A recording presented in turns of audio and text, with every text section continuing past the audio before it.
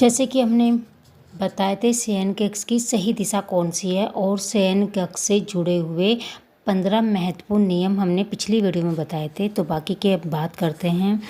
तो उसमें 16 नंबर है, शयन कक्ष उत्तर पूर्व दिशा में नहीं बनवाना चाहिए क्योंकि यह दिशा परम पिता परमेश्वर की है और इस पर देव गुरु बृहस्पति का आधिपत्य होता है। इसलिए इस दिशा में शयन कक्ष नहीं बनवाना चाहिए क्योंकि भोग विलास तथा शयन सुख पर शुक्र का आधिपत्य होता है। इस दिशा अर्थात गुरु के क्षेत्र में शयन कक्ष होने पर गुरु शुक्र के प्रभाव में कमी लाएंगे, जिसके फलस्वरूप सही ढंग से शयन सुख नहीं प्राप्त हो पाएगा और परस्पर प्रेम में कमी और तकरार की स्थिति बनी रहेगी। साथ ही साथ गंभीर रोगों का भी सामना करना पड़ सकता है। नंबर 17-18 वर्ष के बच्चों के लिए ईशान कोण में शयन कक्ष का निर्माण किया जा सकता है। इस दिशा में शयन कक्ष होने पर बच्चे अनुशासन और मर्यादा में रहेंगे क्योंकि ज्ञान के स्वामी गुरु और बुद्धि के स्वामी बुध ग्रह का संयुक्त प्रभाव इस क्षेत्र पर बना रहता है। नंबर 18, शयन कक्ष पर पेड़ की छाया पड़ती हो तो घर में हवा और प्रकाश का संतुलन बिगड़ जाता है। जो ऐसे शयन कक्ष में सोते हैं उनको साइटिका और अर्थराइटिस तथा स्लिप डिस्क जैसे रोग उत्पन्न हो सकते हैं। 11, शयन कक्ष में कभी भी अनाज भरकर नहीं रखना चाहिए क्योंकि अन्न को देवता कहा जाता है, अन्न को मतलब, और इसलिए इनकी उपस्थिति में काम क्रीड़ा करने से अन्न देवता रुष्ट हो जाते हैं। 20, शयन कक्ष में रसोई घर नहीं बनाना चाहिए और ना ही रसोई घर में शयन कक्ष रखना चाहिए। इसके पीछे 2 कारण हैं। रसोई का अधिपति मंगल है, इसमें शयन और काम क्रीड़ा शुक्र मंगल युक्ति का संकेत देता है। रसोई में काम क्रीड़ा करने से काम वासना बढ़कर अधोगति प्राप्त होती है। उग्र होने से मंगल जिस ग्रह से जुड़ जाए उस जुड़ने वाले ग्रह को अपनी उग्रता से उकसाता है, अतः रसोई में शयन कक्ष के संबंध को उग्र बनाता है। 21 नंबर 21 है, शयन कक्ष में तराजू नहीं रखना चाहिए और ना ही किसी सामान को तौलने का काम वहाँ करना चाहिए। और इसके विपरीत जिस स्थान पर तराजू हो और तौलने का काम हो रहा हो वहाँ काम क्रीड़ा नहीं करनी चाहिए।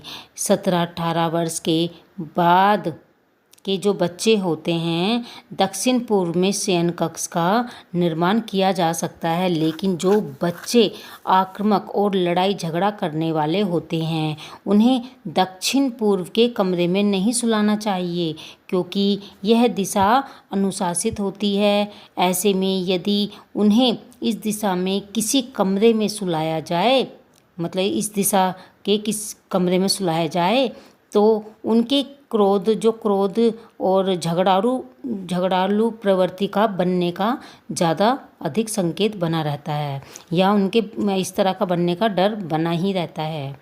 तो नंबर 13 है, यदि घर में कोई विवाह करने योग्य युवती हो और किसी कारण से उसका विवाह नहीं हो पा रहा है तो उस युवती का शयन कक्ष घर के वायव्य यानी कि उत्तर पश्चिम में बनवाना चाहिए। इससे उसके विवाह में आने वाले सभी बाधाएं दूर हो जाएगी और उसे एक सुयोग्य वर की प्राप्ति होगी। नंबर 14, नवविवाहित दंपत्ति को दक्षिण पूर्व के कमरे में नहीं सुलाना चाहिए। गर्भवती महिला हेतु भी यह दिशा ठीक नहीं होती है। यह दाम्पत्य जीवन में तनावपूर्ण स्थिति उत्पन्न करता है और नींद में भी कमी लाता है यह दिशा। और नंबर 15 है, दक्षिण पूर्व में बना शयन कक्ष उन नव दंपति को देना चाहिए जिनमें संतान उत्पन्न करने की इच्छा कम हो या वो ना चाहते हो कि भाई हमारी संतान हो, क्योंकि दक्षिण पूर्व पर शुक्र का शासन और अग्नि का वास होता है। प्रेम संबंधों में वेग ऊष्मा हेतु यह क्षेत्र उपयुक्त होता है। इसलिए ऐसे दंपति जो नव दंपति होते हैं इस दिशा के शयन कक्ष में रहते हैं तो उनमें ऊर्जा का समुचित संचार होता है, जिसके परिणाम स्वरूप संतान पैदा करने की इच्छा को बल मिलता है।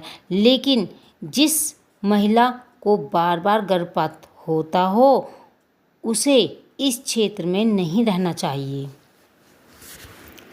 नंबर 16, नवविवाहित दंपति हेतु उत्तर पश्चिम के क्षेत्र में अर्थात वायव्य की तरफ शयन कक्ष का निर्माण करना चाहिए। इससे उनके दाम्पत्य संबंधों में प्रगाढ़ता और आपसी प्रेम में वृद्धि होती है। 17, नवविवाहित दंपति वंश बढ़ाने की कामना से भी वायव्य कोण के शयन कक्ष का प्रयोग कर सकते हैं। संतान की इच्छा रखने पर सिर दक्षिण अथवा पूर्व की तरफ करके सोना चाहिए। जो सिर होता है या तो दक्षिण की तरफ रखे या फिर पूर्व की तरफ रखना चाहिए। इससे काफ़ी मदद मिलती है और जब भी वह गर्भवती हो जाए तो दक्षिण की तरफ शयन कक्ष में सुलाई जा सकती है। अच्छा दाम्पत्य सुख प्राप्त करने हेतु पति के बाएं तरफ पत्नी को सोना चाहिए। 18, अतिथियों के लिए भी वायव्य दिशा ठीक मानी गई है, क्योंकि यह दिशा ऐसी होती है जहाँ पर निवास करने वाला व्यक्ति दीर्घकाल तक घर में नहीं रुकता। इसलिए इस क्षेत्र में अतिथियों के लिए शयन कक्ष बनवाना चाहिए जिससे अतिथि जल्दी से जल्दी वापस लौट सके। 19, घर के ज्येष्ठ पुत्र का शयन कक्ष दक्षिण दिशा में होना चाहिए। इस दिशा के प्रभाव से वह अपनी जिम्मेदारियों को ठीक से समझेगा और जल्दी से जल्दी अपने पांवों पर खड़ा हो जाएगा। शयन कक्ष में टीवी, कूलर इत्यादि विद्युत संबंधित साधन आग्नेय अथवा दक्षिण में रखना उचित होता है।